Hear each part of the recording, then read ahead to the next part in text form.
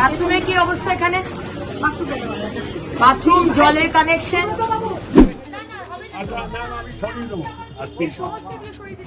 গুছিয়ে আঁশগুলো ডাস্টবিনে আর জলটা ড্রেনে, আমার জায়গায় যেন না করে। পয়সা রেভিনিউ কি দিচ্ছে কেএমসিতে? আজকে তুলে দেবো, যারা অ্যাডভার্টাইজমেন্ট করবে পুরো জিনিসটা যেন রেভিনিউ কেএমসিতে যায়। বস্তাগুলো এখান থেকে সরান। এই রাস্তাটা কি আপনার? কি আপনার কেনা রাস্তা? না আপনার কেন রেখেছেন আপনি? আমাকে কেন বলতে হবে? এই যে ভাই এগুলোকে সরাতে হবে। আপনি যদি লাইন করতে শেষ করে দিন, এনাদের করতে বলুন। আমি কিন্তু এগুলো একদম এই বিপজ্জনক অবস্থায় ঝুলছে, এটা বিষয়টা দেখে নেবেন সুব্রত বাবু। আজকে যেটা পরিষ্কার করতে বললাম পরিষ্কার করে এই দৃশ্যটা আমার কাছে দেখতে হবে। এগুলো সমস্ত এক্সটেনশন গুলো সরিয়ে দেবে। সপ্তাহের শুরুর দিন থেকেই কিন্তু একেবারে অ্যাকশন মোডে দেখা গেল রাজ্যের পুর ও নগরোন্নয়ন মন্ত্রী অগ্নিমিত্রা পলকে। গতকাল অর্থাৎ সোমবার সপ্তাহের প্রথম দিন তিনি গড়িয়াহাট বাজারে পরিদর্শন করেন এবং সেখানেও অ্যাকশন মোডে দেখা গিয়েছিল রাজ্যের মন্ত্রীকে। এবং আজ অর্থাৎ সপ্তাহের দ্বিতীয় দিন মঙ্গলবার তিনি এই যে ভিআইপি বাজার অর্থাৎ কাকুরগাছের যে ভিআইপি বাজার সেখানে তিনি পরিদর্শন করেন এবং আজও কিন্তু অন্যথা হলো না। আজও একেবারে অ্যাকশন মোড অর্থাৎ রণংদেহী মূর্তিতে একেবারে বাজারে দেখা গেল অগ্নিমিত্রা পালকে। কারণ 50 বছর ধরে কোনো কাজ হয়নি, না মার্কেটের ফ্লোর পরিষ্কার হয়েছে, না মার্কেটে যেখানে খানাখন্দ উঠে গেছে, টাইলস উঠে গেছে সেগুলো ইঁদুর ঢুকছে, আরশোলা ঢুকছে, নোংরা ফেলা হচ্ছে, সেগুলোকে ঠিক করা হয়নি। প্রত্যেকটা দোকান, প্রায় প্রত্যেকটা দোকান এনক্রোচ করে প্যাসেজে, যেটা পাবলিকের প্যাসেজ সেটাকে এনক্রোচ করে সেখানে টেবিল চৌকি লাগিয়ে দোকানকে এক্সটেন্ড করেছে। তার ইলেকট্রিকের তার পুরো একদম সেই যতুগৃহের মতো ঝুলছে চারিদিকে, সেগুলোকে ঠিক করতে বলা হয়েছে।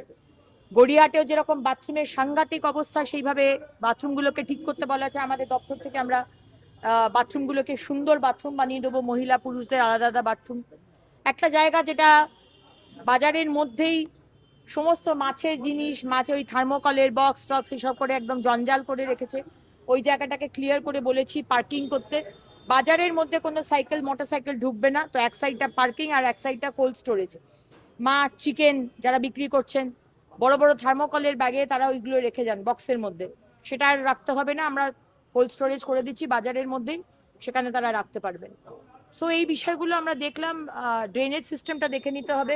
নালি যে বললো ওই ডিমওয়ালা যে জল জমে, সেটা জল জমে কারণ হ্যাঁ, তো সিভেজ নালি ঠিক হচ্ছে না, তাই জন্যই আজকে জল জমছে।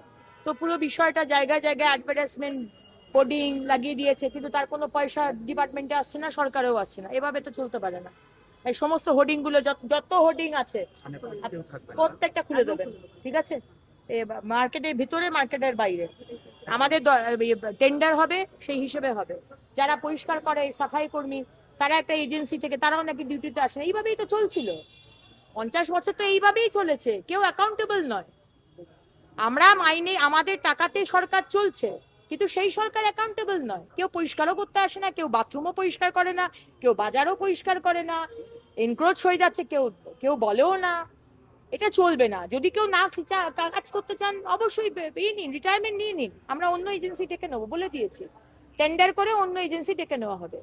আপনার দোকানের সামনে আপনি ময়লা পাবলিক এসে ফেলে দেবে, আমি দেখবো না। আপনার দোকানের সামনে যদি ময়লা হয়, আমি দোকানদারের কাছ থেকে পেনাল্টি নেব।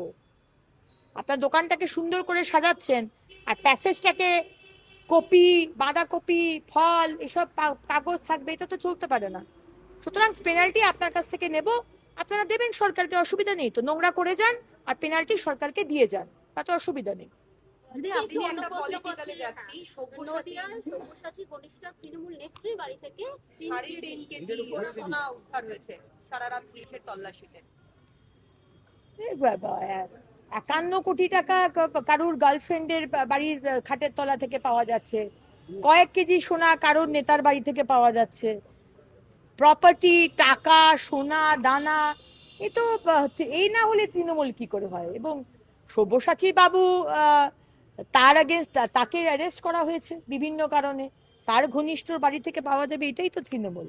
তৃণমূলে আপনি মেম্বারশিপ পেতেন না যদি না আপনাকে এই জিনিসগুলো আপনি করেন, এই সোনা দানা করা, সিন্ডিকেট চালানো, তোলাবাজি করা, ভয় দেখানো, মানুষের জমি করে নেওয়া, এক্সটর্ট করে নেওয়া, এটার জন্যই তো আজকে তৃণমূল হয়েছে, এবং সেই কারণেই আজকে তৃণমূল টুকরে টুকরে গ্যাং। দিদি, আপনার সাথে যে আধিকারিকরা ছিলেন আজকে বাজার ঘুরলেন, তারা একটাই অভিযোগ করলেন যে সবাইকে বলা হচ্ছে, তারা কেউ কথা শুনছে না। এই যে কথা না শোনার প্রবণতাটা, এটা আগামী দিনে কি ভাবেন? আবারও যদি সেম হয়? কথা না শুনলে, দেখুন আগের কথা শোনেনি সেইভাবে, ঠিক আছে, তুমি বিলো দ্য টেবিল 50,000 টাকা পাঠিয়ে দাও মন্ত্রীকে বা বিধায়ককে বা কাউন্সিলরকে, ও ঠিক হয়ে যাবে, অসুবিধা নেই, তুমি এনক্রোচ করো, কোনো ব্যাপার নেই।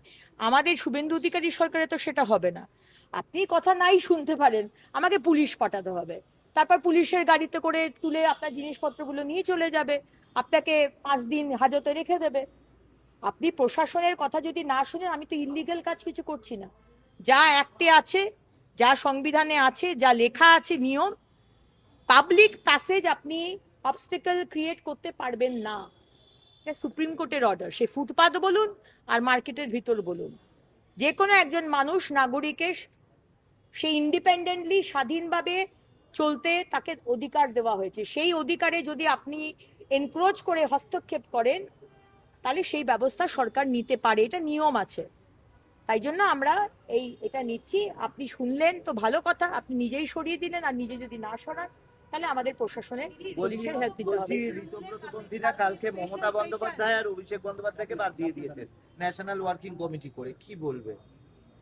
দেখুন, আজকে যে দলের কোনো অস্তিত্বই নেই, সেই দলের বিষয়ে সময় নষ্ট করে কথা বলা কি দরকার?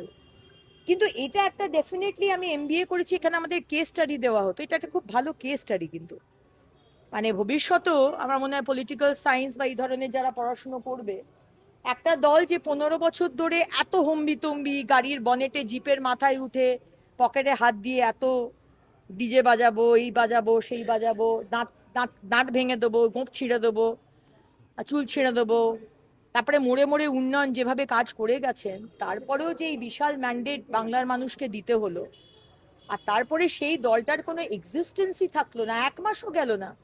অভিষেক ব্যানার্জি, মমতা ব্যানার্জি কি শিখিয়েছেন আপনার দলকে? যাদের হাত ধরে দলে এনেছিলেন, তারা আজকে এইভাবে মানে বিক্ষোভ জানাচ্ছে, বিরোধিতা করছে। মানে দলটার যে ফাউন্ডেশনই কিছু ছিল না, একটা বাড়ির ফাউন্ডেশন না হলে যেরকম বাড়ি টেকে না, পড়ে যায়, আজকে সেই টুকরে টুকরে গ্যাংয়ের অবস্থা তৃণমূলের হয়েছে, উইচ ইজ ভেরি ন্যাচারাল। কেন হয়েছে? দাদা, যে মন্ত্রী এই ভিআইপি মার্কেট কাকুরগাছির পুরো পরিদর্শন করলেন এবং একাধিক, মানে তিনি অ্যাকশন মোডে ছিলেন আজকে। হ্যাঁ, তো আপনারা এতদিন ব্যর্থ হলেন কেন? মানে মার্কেটগুলোর এই অবস্থা কেন? ব্যাপারটা হচ্ছে যে আমি আগে বলিনি যে আমি সেক্রেটারি হচ্ছি আমাদের এই ভিআইপি মার্কেট, যেটা নিউ কমপ্লেক্স তার, আর এটা আলাদা সমিতি আছে, এটা তাদের দায়িত্ব। কিন্তু নিউ কমপ্লেক্সেও তো উনি গেলেন, সেখানেও একাধিক অ্যাড, যেটা রেভিনিউ কিন্তু যায় না। না, বলছি এতদিন ওই অ্যাডগুলো নিয়ে তো কারোর কোনো অসুবিধা হয়নি, এতদিন চলছিল, কিন্তু এখন সরিয়ে দেবে, ওটা তো এমন কিছু ব্যাপার না, আগে খোলাই ছিল, লাগিয়েছে, এখন আবার খুলে দিলে আর কোনো সমস্যা নেই আমার। ওখানে উনি তো টয়লেটও দেখলেন না, ওখানে টয়লেটও খুবই সুন্দর, সব কিছুই মোটামুটি ভালো পরিস্থিতিতে আছে, যার জন্য উনি মার্কেটটা পুরো ঘুরলেন। কাঁচা বাজারটা যেরকম ঘুরলেন চারিদিক, ওই বাজার কিন্তু উনি ঘোরেননি, উনি বুঝে গেছেন সব, সেই জন্যই ঘোরেননি। যাই হোক, যখন বাজার যারা রয়েছে, বাজার বিক্রি করছে, তাদেরকে একাধিকবার বলা সত্ত্বেও যে আধিকারিকরা অভিযোগ করলেন, তারপরেও তারা সরাচ্ছে না। এই মানসিকতা তৃণমূল আমল থেকে? না, এটা বামফ্রন্ট আমল থেকে চলছে, এটা তৃণমূল বলেন, ওই কন্টিনিউয়েশন চলছে, মানুষের অধিকারের নাম করে এনক্রোচ হওয়া, সেটা বাঞ্ছনীয় নয়, সবাই সরিয়ে নেবে, সবাই বলেছে। আর একটা কথা বলছি, সেটা হচ্ছে যে উনি 15 দিন পরে আসলেই উনি দেখতে পাবেন, তখন যদি কেউ না শোনে, ফলো আপ না করে, তাহলে পুলিশ অ্যাকশন নেবে, যা হবার তাই হবে। আমরাও ওই বাজারে নিউ পার্টে যেগুলো এনক্রোচ করেছে বা যারা মাল রেখেছে তাদেরকে বলে দিচ্ছি যে ইমিডিয়েট সরিয়ে নাও, নাহলে কিন্তু সব মাল তুলে নিয়ে যাবে। দেখা যাচ্ছে দোকানের থেকে ক্রমশ উঠে আসছে, মানে আপনারা যে বাজারে আসেন, বাজারটা ক্রমশ সরু হয়ে যাচ্ছে। রোজ সকালে যখন বাজারে রোজ আসি না, কোভিডের পর থেকে সপ্তাহে 3 দিন আসি। ন্যাচারালি বুঝতে পারছেন, যেদিন আসে হাতে অনেক ব্যাগ থাকে। এবার ফলের দোকানগুলো পাশ দিয়ে আজকে ম্যাডাম আসবেন বলে ওই ব্লিচিং অনেক কিছু পড়লো, দোকানগুলো সরে গেল। কালকে সকালবেলা এসে দেখবেন অ্যাজ ইট ইজ হয়ে গেছে, 1 ফুট জায়গা এরকমভাবে যেতে হবে। কারণ 15 দিন কিন্তু সময় সীমা বেঁধে দিয়েছে এবং যদি রাস্তার উপর রাখা হয় পুলিশ দিয়ে সেই মাল তুলিয়ে দেওয়া হবে। দেখা যাবে ম্যাডাম দেখছি অনেক মার্কেটে যাচ্ছেন, অনেক জায়গায় গিয়ে একই কথা বলছেন।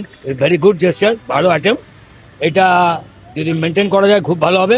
কিন্তু আমার তো বাড়ি এখানে, আমরা তো ধরুন পয়সা চল থেকে পাড়াতেই রয়েছি, তা ন্যাচারালি এটাই আমাদের বাজার। আগে অন্য ছিল, এটা আমাদের নিজেদের বাজার। কিন্তু এটা এখন সত্যি কথা বলতে কি অত্যন্ত মানে ব্যবহার উপযোগী।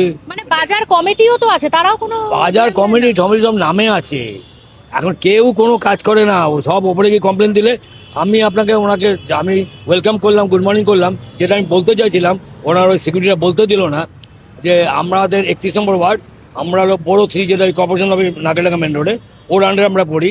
আমার বাড়ির সামনে একটু বৃষ্টি হলেই ওয়াটার লকড হয়ে যাওয়ার সাথে সাথেই আমার বাড়ির ভিতরে রাস্তায় জল ফল ঢুকে যাচ্ছে এবং ক্লিয়ার হচ্ছে না।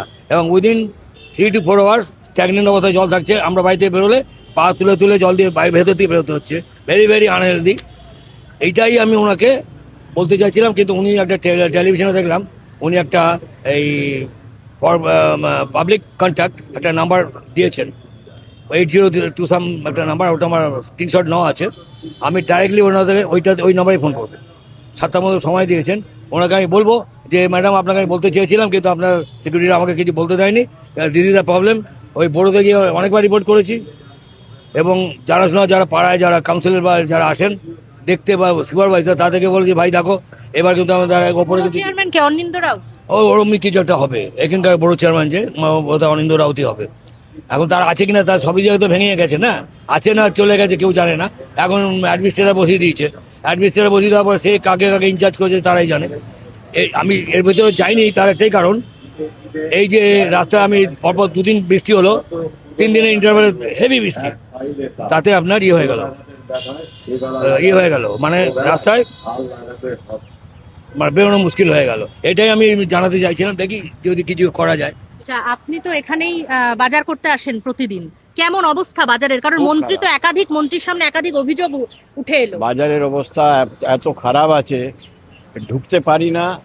আর জিনিস কেনার মন হয় না। এখানে ঢুকতে বের হতে খুবই অসুবিধা হয়। এটা খুবই অন্যায় হচ্ছে। এটা বাজারকে ঠিক করা খুব দরকার। মানে আগের সরকার এই দিকে কোনো দিকে ধ্যান দেয়নি। না কিছুই ধ্যান নেই।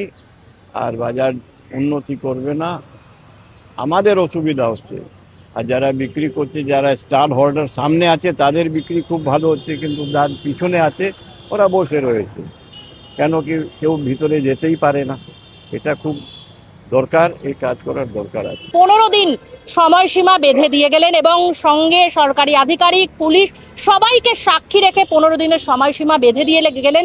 যারা এক্সটেনশন করেছে বাজার নোংরা সর্বত্র, কিন্তু যাতে 15 দিনের মধ্যে সাফ সুতরা হয়ে যায় এবং যেসব এক্সটেনশনগুলো হয়েছে সেই সব সরিয়ে নেয় দোকানিরা, এমনটাই কিন্তু তিনি নির্দেশ দিয়ে গেলেন।